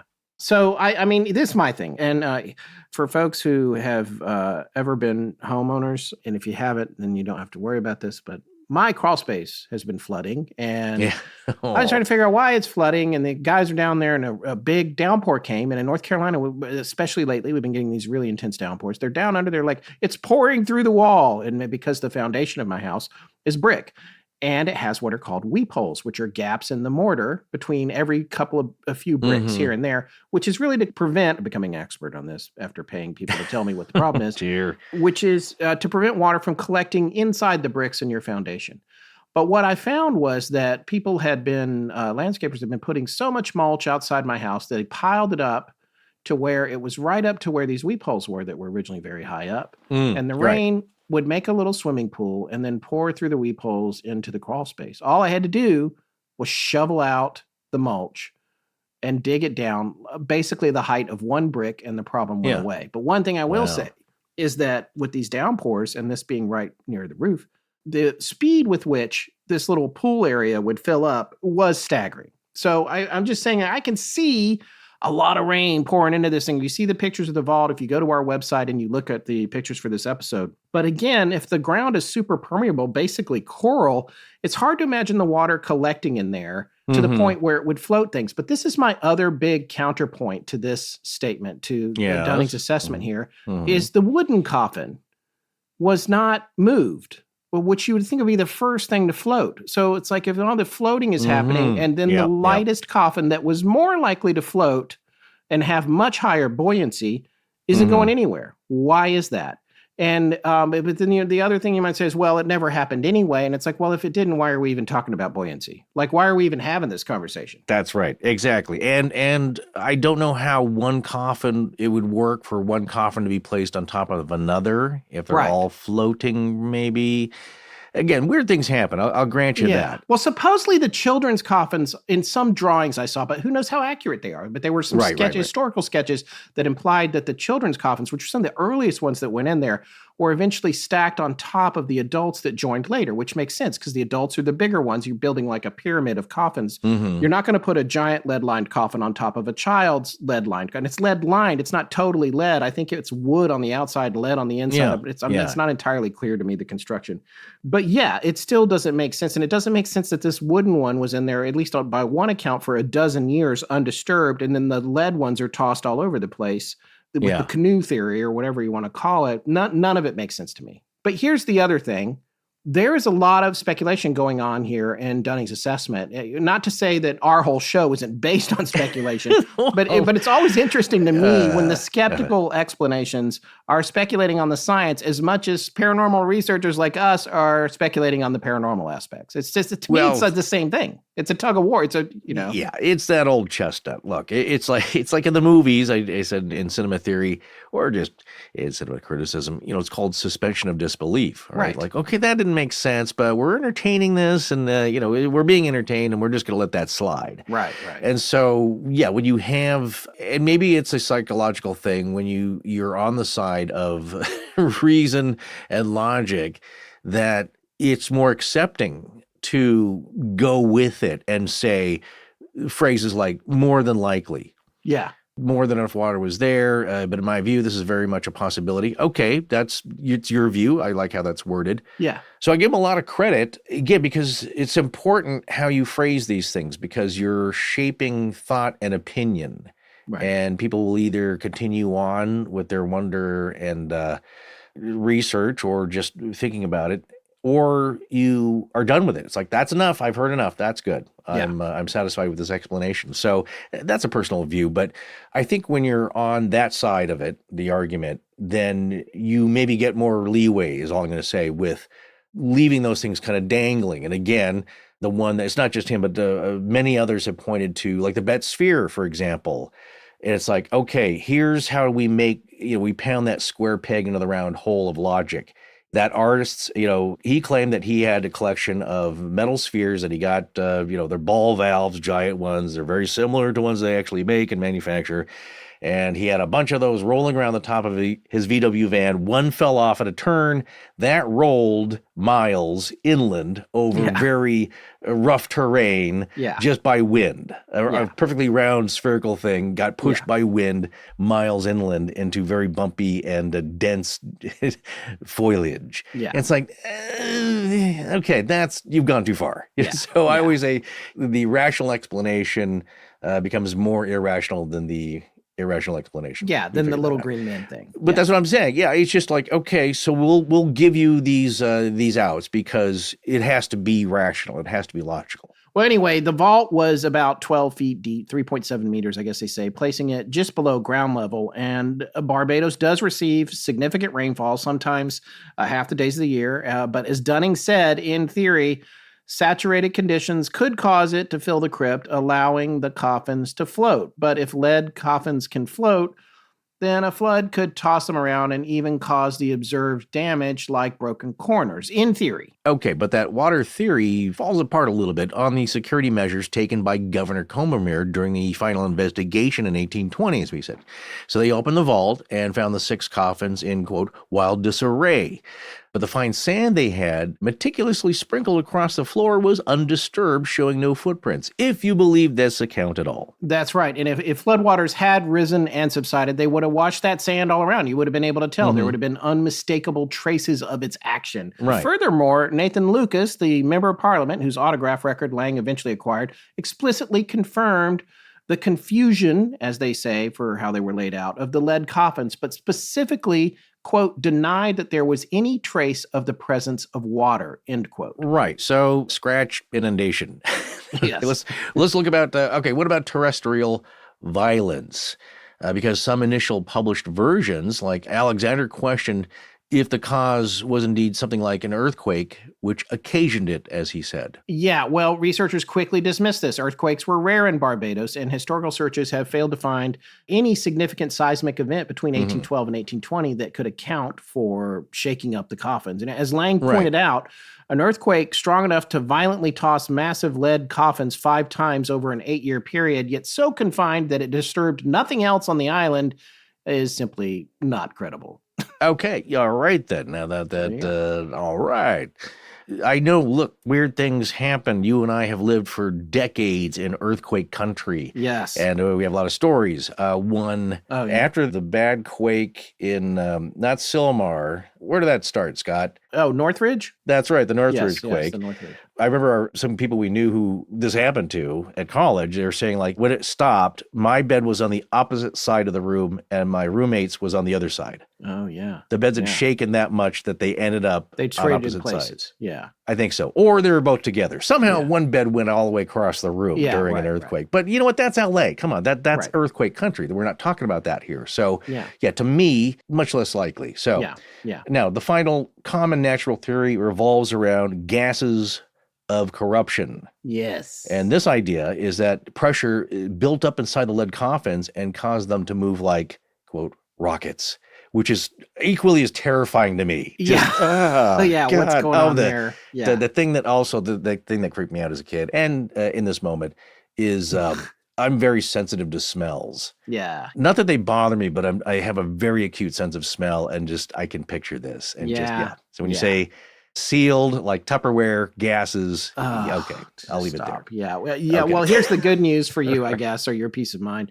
This too fails the physical test. Lang, in his rigorous analysis, flatly rejected the gas explosion theory. He stated that if gas pressure built up violently enough to move a coffin, especially one requiring a half dozen men just to lift, it would not just move it, it would explode it. Exactly. Citing the case of Henry VIII's coffin. I was going to mention that. Did his coffin explode? I don't think I knew that. But Lucas's account explicitly mentioned that he said nothing of any injury to the coffin, only, again, wild confusion, which is the name of my high school band. But I like it. Very nice. Yeah. But the story you're talking about is that there was some king's body on display lying in state that apparently did I don't pop, think I knew that. say. Yeah, thank you. Moving on. Mr. Lang. All right. Well, hey, it is Halloween. Come on, it's the spooky gross season. Right. Yeah, it's Popping the time bodies. for this kind of thing. Yeah, right. like Well, just look it up, folks. Yeah. That makes for nobody came to the wake afterwards for the snacks. Yeah. Just put it that way. I hope you ate before that. Okay, now perhaps more important from a philosophical standpoint here, why should only the Chase coffins or the Walrond family coffin, if we count Mrs. Goddard, be afflicted by this violently gaseous internal pressure? But none of the other sealed lead coffins in neighboring vaults across the cemetery. So why isn't this happening everywhere? If this happens in one place, why not? At this point, we've laid out the horrifying physical descriptions of the vault, the heavy lead coffins tossed around like kindling, the undisturbed sand, the intact seals. But for me, Forrest, I think one of the most compelling arguments comes from the sociological angle, the idea that this entire thing could be some kind of Masonic fabrication, or at least a story that got way out of hand. Yeah. The skeptical investigator Joe Nickel, who recently passed and we will always have tremendous respect for, called the Chase Vault stories historically dubious, suggesting that the whole setup might be a Masonic allegory. Okay, so I'm not yet. When I was looking over those notes and the Masonic angle here, which I mentioned earlier, perhaps you could explain this to me. It's just that you're thinking now that because the Masons may be to be blamed for this because it's some kind of allegorical display, and that they acted this out. And that I read one line is like, oh, okay, so there's a lot of Masonic stuff in here. We know those Masons are always making stuff up and doing pranks, and their aprons. Yeah, I mean, what Joe was saying here was like, oh, well, it's about a secret vault. That's a very Masonic idea, and it symbolizes death, where divine truth is ultimately revealed. And he also said that some of the men, I think 2 of the men named in the story were Masons, and that the narrative itself is riddled with symbols and phrases that they would instantly recognize. Now, I couldn't track this down. I really wanted to find this. It's in a particular issue of Fate magazine that we could get, but I couldn't get in time for the show. I did look for it. I have stacks and stacks of Fate magazine, but I didn't have this one. So I'm curious how specific he got about the symbols and phrases that are embedded in the story itself. I do think that's an interesting idea, and I think there's probably no doubt that stories are handed down by the Masons and other organizations, like religion, that are supposed to have messages in them to carry forward to future generations. And if you're in a secret society, maybe this is the perfect kind of story for that. On the other hand, we say, oh, well, 2 of these guys that were involved in it were known Masons on the island. I was like, well, this is Barbados. This is a small island. During a time of slavery, is it fair to say there's probably a lot of Masons on the island, I would say. I'm sure. Yeah. So it's like, I don't know if that's all that weird back then. As much respect as I have for Joe, and that is a lot, this seems like a little bit of a stretch for me. But he did say, and I'm quoting from Wikipedia here, that in a similar tale of Restless Coffins was told, circulated in 1943, that specifically included a party of Freemasons and a vault containing the founder of Freemasonry in Barbados. But my thing is, like, why is a story over 100 years later proof that the one before it was allegorical? I don't get that. Like, to me, that's a leap too. And that's a little bit kind of the thing I thought about when Lang was talking about, well, we have this other story with the Arenberg vault and the coffins getting crazy. And it's like, well, that was 30 or 40 years later or whatever it was. That's all later. So, like, I get the bilocation idea and I get the Masonic idea and all these implications, but nobody is definitively pointing to the story that predates the Barbados one. No one is doing that yet that I have found in our research. Well, I mean, I guess it's your view on, look, I have family members, grandparents, great uncles, they're Masonic members, some in high standing. I know lots of Masons. Yeah, sure.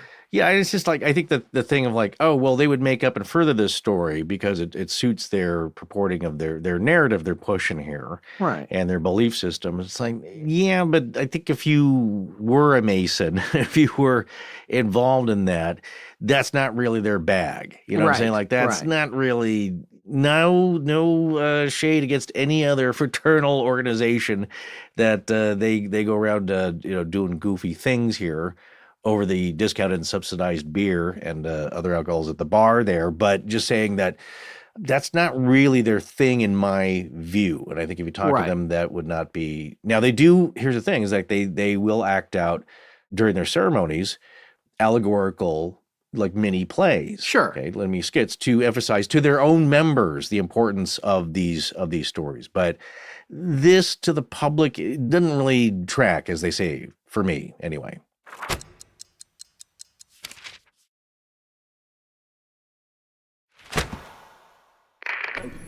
Hello everyone, I'm Sheila from Ashland, Kentucky, and this is Astonishing Legends.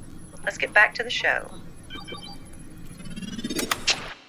All right, so we have to mention one other skeptic, Benjamin Radford. He is a modern investigator and a writer known for his skeptical analysis of the Chase Vault phenomenon. His work, particularly his article called Reopening the Chase Vault Mystery, was published in Skeptical Inquirer in 2020, and we subscribe to that online. Yeah. But that places the entire story within a larger context of global legends. Indeed, it does. Radford's analysis shifts the focus away from what's called terrestrial mechanics and towards maybe what we're more aligned with, the evolution of folklore here, treating the Chase Vault not as a unique anomaly, let's say, but as, quote, one version of a broader moving coffin legend. That has more appeal to me than I agree. Earth mechanics, okay? Yeah. So what he's doing, he's proposing that the narrative wasn't necessarily created as an intentional hoax, but that it gained its specific and strange details as people retold it, and then emphasizing and adding elements over time, according to their own established beliefs or agendas. And this may include, perhaps, the Freemason allegory Joe Nickel had noted. Right. So that point of view provides a tidy explanation for the persistent nature of the tale, suggesting it's a self-correcting piece of folklore rather than a verifiable event. We know that Radford is not just writing about it. He's also active in the podcast space, having co-hosted an episode dedicated to the subject, The Dancing Coffins of Chase Vault, on the excellent podcast Squaring the Strange. So look for that if you haven't heard it. Now, Radford argues that people just retold a great story, adding elements like the Masonic overlay to suit their own agendas or beliefs. He even went inside the vault recently in 2019 and found that the bricks inside were intact, showing no damage, which should have been inevitable if massive lead coffins were repeatedly crashing into them. Well, one would think, logically, of course, but with all due respect to Radford, and I'm going to strike that I'm not sure how I feel about with all due respect. Respect is due, but that just phrase is tired. Seriously, with respect, with great respect to Radford, that's one of those things that we get hung up on, I have to say. It goes back to when we talk about the skeptical viewpoint saying, that haunting can't be real because the ghost you saw actually lived 2 miles down the road. Remember, we always say, logically, that doesn't make sense. I don't believe in ghosts, but if I did, that wouldn't make sense. This one wouldn't be here unless it could have ridden a bus or a bicycle. But here what we're talking about is, presupposes a lot of things about how the paranormal works, okay? In spite of all of the tellings of the Chase Vault coffins being violently tossed about, they weren't violently tossed about at all. Right. That's not the description. Yeah. They were just in new positions that made it appear they had been violently tossed about. Exactly. So the skeptical viewpoint that Radford is taking about a lack of damage to the walls inside the vault is constrained by the idea that whatever happened, it must have been violent and obeying the laws of physics. It should have left damage.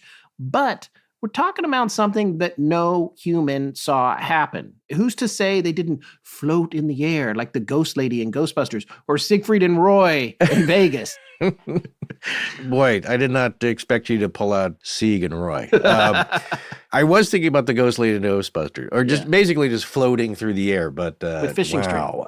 No, what we're going towards here, the first thought when this concept was put forth of like, okay, so then we're going to apply some logic to how this may have happened. Right. As we're talking about the laws of the paranormal and what can and cannot happen. It's like, oh, well, then this must be some kind of apportation, perhaps, that maybe they did float through the air. Maybe they just suddenly, in one instance, were there. Yes, from one place to another. Right. Maybe this wasn't a very slow process, like your racing stones, the racetrack at the Mojave there. Right. It's just over time, and it appears that way over decades or years. We couldn't see in there. Okay, so that's the fact. Maybe the space-time continuum hiccuped, and then the movement happened like it did with the as we said, sailing rocks or some other. I'm trying to think of there's another natural phenomenon that happens. It occurs so slowly you don't notice it. Right. It's invisible to the human eye. It's a sleight of hand. It's an illusion. Yeah. So over a long time, like a year, maybe this could happen. Or okay, maybe if they did float on water, maybe they wouldn't really hurt the stone. You know what I'm saying? There's a lot of things. Then you really have to do a bunch of mental gymnastics to kind of make one thing work. This is exactly the kind of thing that makes me a little crazy, honestly, deconstructing the myth. It's like making blind assumptions about the nature of the journey that led to the end result. It's unknowable without eyewitnesses or cameras or something to record it happening. But, now we're getting into Brandolini's Law, some people will say. Oh. And I get that. Wait, what is it? Is that a new It's series? relatively new. I think 2000, the early 2000s maybe. Brandolini's I thought it was Law. a TV show. No, It's not a new law procedural, Brandolini's Law? No, Brandolini's Law, it says the amount of energy needed to refute bullshit is an order of magnitude bigger than that needed to produce it. Did you just make that up? That is No, it's real. That does Look not it up. sound like a thing. Look it up. It's a real thing. I'm going to trust you on that. But seriously, really? no one, not us, not Joe Nickel, if he was still with us, not Benjamin Radford, can definitively say how any of the coffins, if you believe any of this at all, were actually transported from point A to point B. No one saw that. Right. It just looked like a violent thing happened, but we don't know that. Nobody knows that. Yeah, exactly. It's like if you had placed the, we've heard about this all the time with strange apportation tales. Well, getting back to poltergeist, the stacking of the kitchen table chairs. Yeah. We've actually heard stories where people being serious, like something like that happened. Yeah. Or what's the latest thing with the poltergeist, where the clothes were stuffed and arranged like mannequins in the Stratford poltergeist story. Yeah. It boggles the mind, but then you think, okay, maybe it didn't happen. Anyway, Right. moving on. We know Arthur Conan Doyle, Sir Arthur, the famous creator of Sherlock Holmes, weighed in on this subject, suggesting that animal magnetism might have been the source of the movement. Yeah. And, Doyle wasn't alone in looking towards the fringe at that point. He also suggested that the spirits of the suicides, Dorcas Chase and her father Thomas, were the ones wreaking havoc in the tomb. And we know that he had a mind and an eye towards supernatural possibilities. When Yes, fairies he and all did. that. But we also know, again, he take it in by, there's a lot of debate and some testy exchanges back in the day about that kind of stuff. But, a lot of people are giving him shade here for falling for the hoax fairy pictures back in the day. And then, being a huge fan of spiritualism. You could say, okay, well, that said, fake fairy pictures don't mean fairies ain't real. But I would say this. Here's the other thing, which I love throws into the works, and it is so much about human nature. Yeah. So later on, after I think it was found out, or they confessed, the woman who took the photographs, The fake fairy photographs. the fake fairy photos, said, yeah, some of them are fake. Right. Not all of them. And it's like, okay, come on now. Are you still, yanking the chain here? What are you doing? Just, if you're going to admit to some of them. We have seen that. I mean, it's something that I think we first noticed when we covered the Delphus Ring. Right. And it was the first time that I sociologically and psychologically thought about these people that had experiences and then they weren't being believed, or they did get sort of caught up in the attention they were getting. And it seemed a lot like over the years, the 11 years now that we've been doing this, sometimes you do think the first event seems real, and then subsequent and ensuing events feel a little bit made up, even by the same person. And I find that aligns with human nature and this idea. It's like, oh, this thing happened to me and all these people are paying, but now either no one believes me. And so I'm going to say that it happened a bunch more times because I want them to believe this first one that I know was real. Or, oh, look at this. People are paying attention to me. I'm going to say it happened again or whatever. And what happens then is other folks come along and they say, oh, this third event, no way. I was there. It didn't happen. And then they throw the baby out with the bathwater and say that nothing ever happened. And unfortunately, I think the experiencers are doing themselves a disservice, but it's hard psychologically when you're in that position of being an experiencer, of not trying to keep it going until you can figure it out or until people believe you. And that's why you always hear them, Pascagoula, all these folks are just like, I wish I had never said anything, because they don't get any kind of closure. All they get is called crazy. And so they can either say, well, it kept happening. I saw that thing again. I saw that monster again in the woods. I saw whatever. And that does seem like a thing that happens. So with the girl, and we've never covered those fairy photos. If we had, I would know a lot more about her. Yeah. But maybe she took a picture and there was a fairy and then she went crazy and started faking. Of course, that took a high level of skill because those pictures are good, but still. They are pretty, for the time, not bad. Yeah. It's also like the photos of the floating heads off the the ship. We were going to talk about that. The SS Watertown. That's right. Yes. And one of Scott's original ideas for the podcast, the dead water theory. Yes. Or phenomena. Yeah. Which is fascinating. But no, I was going to say just quickly before you move on here, is that I think, the opposite can happen. And I call it there's two variations of it. One is the boy who cried wolf, and that you put out some fake stories about something spectacular happening, and then those are found out to be false. And then something really spectacular and impossible happens. And then nobody believes you. Or it's the Jose Chung scenario where where you're doing something else to fake something, and then something else on top of that. Extraordinary. My favorite happens. X-Files episode ever. Yeah, because again, logically, That's that's a possibility if you believe that something extraordinary can happen. All of this brings us back to what Andrew Lang observed during his research into this story's origins, which incidentally he could not substantiate in contemporary documents like the burial register or local newspapers. The economy of Barbados at this time was supported entirely by slavery. The majority of the slaves there were from Ghana, and Andrew Lang noted a very specific local theory attributed to the Ghanaians on the island. They believed that the disturbances were caused by the corpse of Dorcas Chase, again, who had died by suicide, and the other dead bodies were trying to expel her from the vault, which is something we just talked about. The idea of expulsion by a corpse, whether Dorcas or Colonel Chase, who had also reportedly died by his own hand, is what truly ties the Barbados case to the other moving coffin legends, like the one in Ahrensburg, where the presence of a death by suicide corpse was also given as the supposed cause. Right. Okay. So on one side, we have the materialists and skeptics suggesting a literary fabrication or a Masonic morality play, which is again odd, but okay, I'll accept that, put that on the table. And this is backed by modern inspections of intact bricks. But countering that is the powerful and persistent narrative structure, regardless of your belief system, in that there's some kind of concept of psychic energy, some kind of power, or something like animal magnetism, as Sir Arthur Conan Doyle suggested, is disturbing the dead folks. And then underpinning all of it is that this ancient fear that a death violating the natural order, specifically taking one's own life, creates a spiritual contagion that the peaceful dead reject.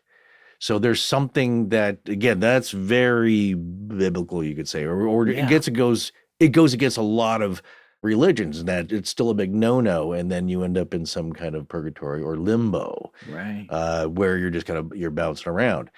And so whether the coffins truly moved or not, the belief systems in these theories here behind this legend reveal a kind of a tension between the scientific and the supernatural mind, depending on your viewpoint and what you think really happened. Yeah, which brings us back to the enduring nature of the mystery. Whether you lean towards Joe Nichols' theory of a story fabricated as a Masonic allegory, laden with symbols Freemasons would recognize, or Benjamin Radford's analysis that it's simply a powerful oral tradition, a moving coffin legend embellished over time, the fact remains that from earthquakes and inundation to gas explosions and animal magnetism, all have failed to explain what happened, if it did happen anyway. In thinking about the types of forces that can happen here, then we're talking about apportation, perhaps, as we just discussed in skulls.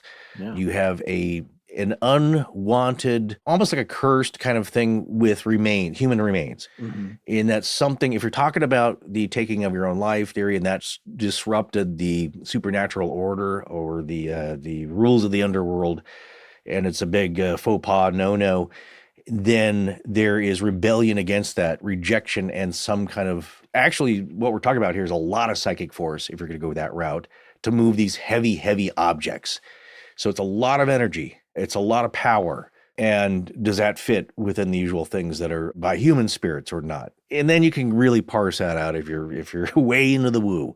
Yeah. So we're talking about forces here, or force of sociology, story, myth, and making this enduring tale, perhaps a legend, because we're still talking about it, and people are still looking into it. People are still looking into it, including us, because it has all the makings of an astonishing legend. One of the great upsides of a tale like this is that it's drawn the attention of great investigators throughout history, so we have the benefit of all their work and perspectives. Skeptics have offered their respectable theories, but the core of this tale remains stubbornly unexplained. Consider this. On 5 separate occasions, spanning nearly 8 years from 1812 to 1820, the lead-lined coffins within the Chase vault were allegedly disturbed in ways that defy rational explanation. The final incident was even corroborated by a double-signed eyewitness statement. To this day, no one can definitively explain what went on each time that vault was sealed shut with concrete and stone. It could be that we're not meant to know.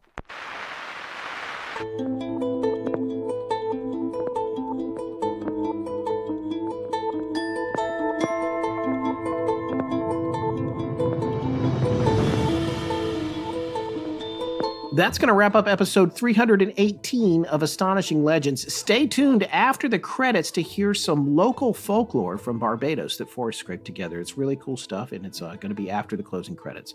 Links to all our research are in our show notes. This was the first of 3 Spooky Main shows in a row for October, so we'll be back next week. As always, look for new episodes of the Dead Letter Office weekly on Tuesdays, and keep an eye on our Patreon for more bonus content. Don't forget the 2025 limited edition Halloween merch is in the store right now. And this year in particular, supplies are limited. So visit astonishinglegends.com and click on store and AL apparel and gear to get those. Astonishing Legends is edited by Sarah Voorhees-Wendell at VW Sound. Our co-producer is Tess Feifel, who also leads our research efforts and manages our social media. And we're grateful for the hard work of our technical producer, Ed Vicola, behind the scenes. Special thanks to our announcer, John Boland, for lending his voice to our shows. Hi, I'm Brittany Williams. Hiya, this is Sandra. Hi, I'm Sheila Mead. I don't know if you need it, but in case you do, here's a noise sample. SHEBRILE. Now for some segues, here's number 1. I understand this is with no implied promise of present or future compensation. Our theme, which is available as a ringtone, was composed by Judson Crane at foundermusic.com. All other music and sound design for the show is composed and created by Alan Carestia. Our logo was created by Tommy Beaver Design, and our animated graphics for social media and YouTube are done by Joshua Sloan at deadstreetproductions.com. Many episodes have transcripts available. For ones that don't, you can request them by emailing transcripts@astonishinglegends.com. Astonishing Legends would not be possible without you, our listeners. Visit our store at astonishinglegends.com or interact with us and other listeners on Facebook, Instagram, Blue Sky, Discord, and YouTube. You can also visit us at patreon.com/astonishinglegends, where patrons have access to commercial-free versions of both the main show and the Dead Letter Office, as well as additional bonus content, including the Patreon-exclusive show, The Astonishing Junk Drawer. No part of this show may be reproduced anywhere without permission. Copyright Astonishing Legends Productions. Good night.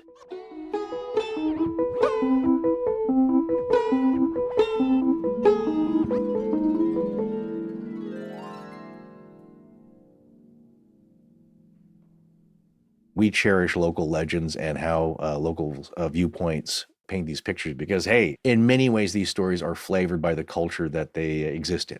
Again, every place has them, but specific to Barbados, tying into the roots of Africa and belief and their legends and spirituality here, you get the legend of the Duppies. First of all, I love the name because it sounds like puppies or guppies. But these are malevolent spirits coming from Bajan folklore. The locals, the natives, and it originates out of Africa. As we've heard so many times before, with every culture, these things are bad and they bring misfortune and woe and misery, and they haunt people at night. There are several types of them. There is a hag, an old hag type of spirit. During the day, she looks like an old woman, like the old hag thing, but at night, she doffs her skin. Her skin comes off. She transforms then into a ball of fire and sucks the blood of infants. Ooh. There is something called a rolling calf, and this is some type of creature that has chains around its body that may be connected to the old hag in some way. Again, that's like a Jacob Marley thing. Speaking of sunny Caribbean climes. These Duppies, they're a spirit that are causing mischief, disruption. Is perhaps the moving coffins the work of Duppies? Oh. We may not know. A couple of other things here. So the Heartman legend, it's a cautionary tale. So again, if we're talking about made-up tales that get transformed over many decades to instruct and inform or inspire, allegorical, this is one of, that's told to keep children in line. So it's a little like Krampus or La Llorona, you better behave, or the Heartman comes to get you, and he preys on bad children, and how he does it is that he tempts them with candy, and as they get closer, he then carves out their hearts and he feeds them to the devil. Ooh. Get that? He's described as some kind of skeleton figure and has cow legs, and he drives around in a black hearse. So what I like is that you have elements that are modern. because kids will tie in with that. And, sometimes you see a black hearse, like, you better watch out. You better not be a spoiled brat, or the heart man is going to get you. That one is just a kind of a creepy kid story, especially the evil cardiology element here. And then there's of course, there's a great haunted house called Fisher Pond. And this house it's a plantation house, and it's 350 years old at least. And it's one of their most famous haunted locations there in Barbados. And, they have their resident ghost her name's Violet.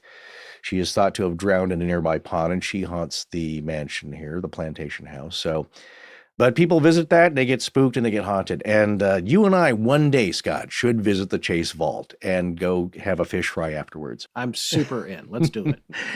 We just have to avoid this last thing I'm going to mention, called the Steel Donkey. Oh. This story is a legend of a man who he creates some kind of large steel donkey statue, and it's going to be placed on his property grounds. Somehow, though, he angers this thing, or he disrespects it because he did not finish it or left it in disarray, and so a curse is born. And then the statue comes to life, it attacks its owner and escapes, and it has glowing red eyes, and it haunts the roads at night, and it terrorizes people who are traveling alone on dark roads. And it sounds a lot like Blucifer. It really does. It's like a dead match for Blucifer. Wild. Who harmed its creator. Yeah, killed him. But totally unrelated. So again, is this a bilocation story of some kind of mythical elements of the creator making a monster that turns on him, right, and kills the owner, and then terrorizes everyone else? So thank you, mad scientist doctor, for making this thing, or sculptor, and turning this loose upon people in the walking home alone at night, or flying out of Denver. Those are fascinating stories. That's really interesting stuff. I love it. The most attracting element, though, of course, for us, again, is the fish fry. So, man, let's just go. We need a vacation. I see. Let's get down there, check this thing out, get some terrific food.